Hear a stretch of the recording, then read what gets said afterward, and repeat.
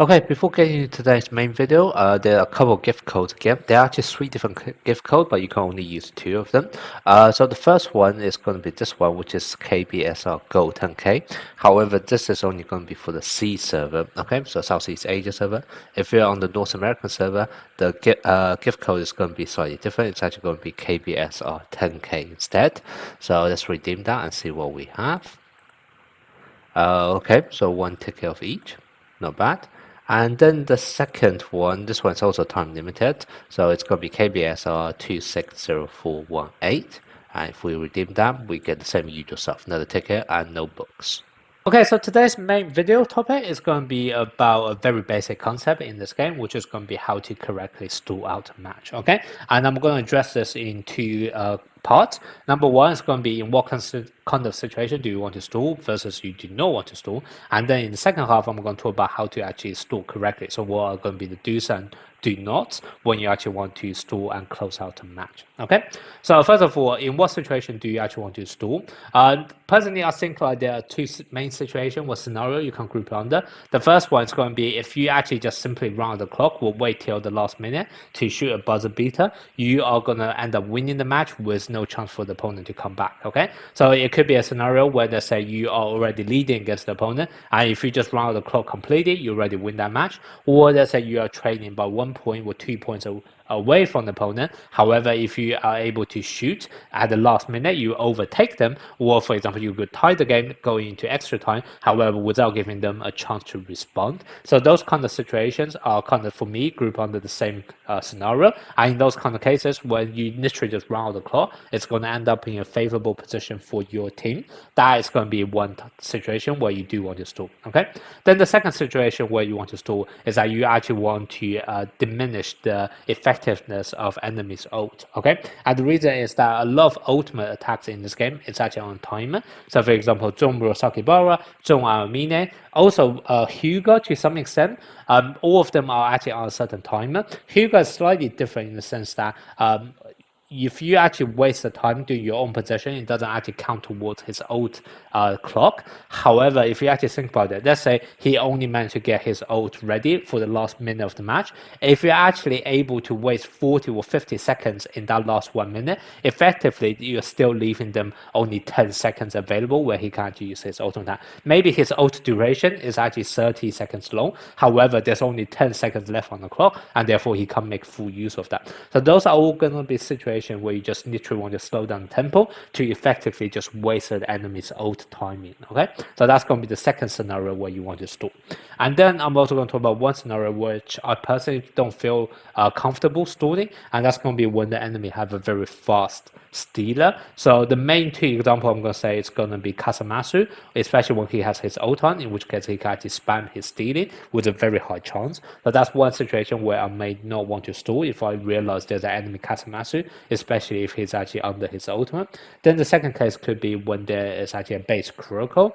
Base Kuroko, especially when you realize he's not moving, very high chance he's creeping up behind you to try to steal the ball. Okay, so in those kind of cases, personally, I wouldn't actually try to stall out the match because it's just actually a very high risky move, and you could actually be intercepted and your whole plan backfires. Okay, so those are kind of the main situation where I would and also wouldn't recommend stalling.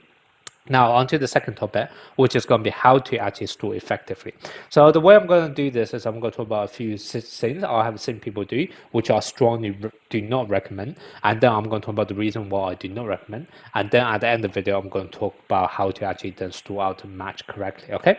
So the first thing I do not recommend is that holding on the ball for too long.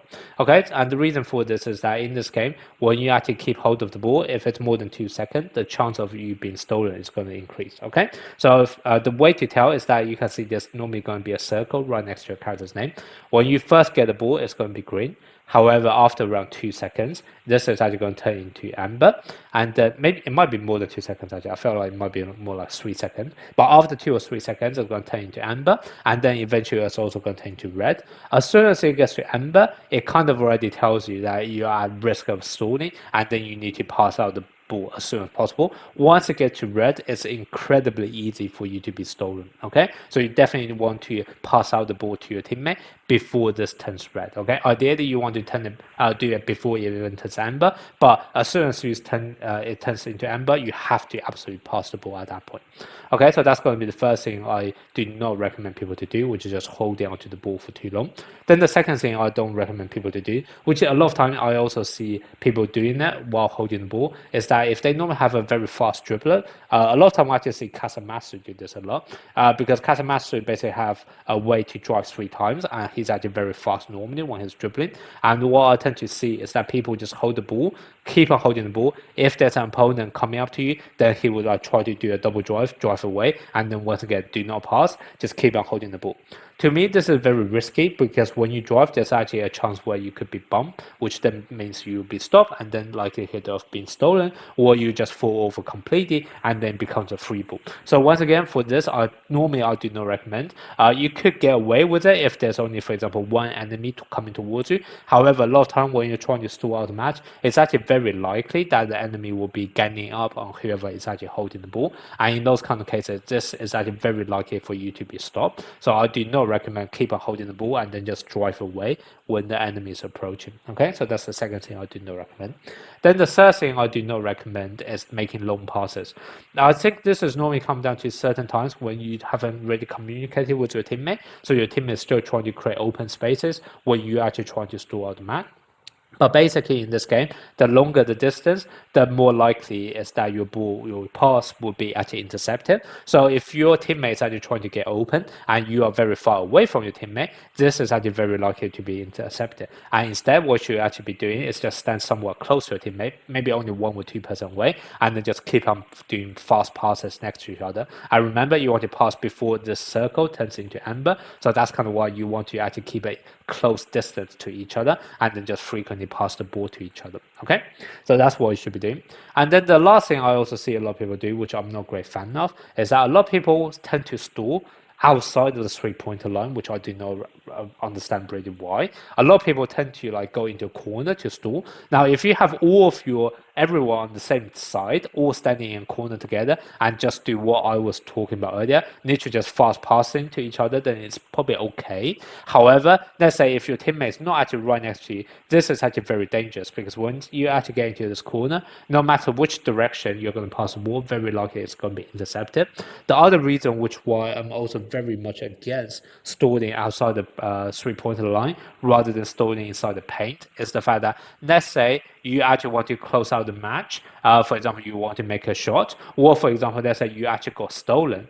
If you got stolen inside the 3-pointer line, what's going to happen is that even when the enemy get the ball, they have to carry it outside the 3-pointer line so that it's change of possession before then they can start attacking. However, if you're stalling outside the 3-pointer line, if you get stolen, the enemy can immediately attack straight away. Okay, so no matter how you look at it, it's going to be far more effective for you to stall inside the paint rather than outside of it. And then the other thing is, let's say if you don't actually just want to round the clock completely, but just to make a buzzer beater shot, then in those kind of cases, eventually you have to be inside the paint area anyway. So in that case, what's the point of you trying to stall all the way outside in the corner when eventually you have to come back to make a shot? Okay, so that's kind of why I also strongly do not recommend people to stall outside the 3-pointer line.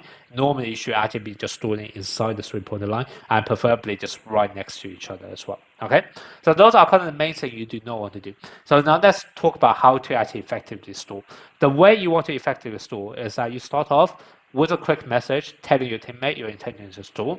Then what you're going to do is you quickly turn towards someone, you pass the ball, you then run towards them, and then you ask for the ball, and then they will pass it to you. Okay, and that's literally what you're doing. Now, obviously, you do not actually want to stand still. What you actually want to do is you want to move around as you pass the ball, and that basically means that your opponent wouldn't be able to just kind of stand in the same place and try to steal from you. So even though my teammate right now obviously is a bot, so he's not moving, but ideal scenario, both of you guys, or even all 3 of you guys, should be kind of moving towards each other, kind of, let's say, about 1 or 2% away, and you guys are doing this inside the 3-pointer line, around the paint area, okay? So that's normally, to me, the most correct way of actually stalling our match.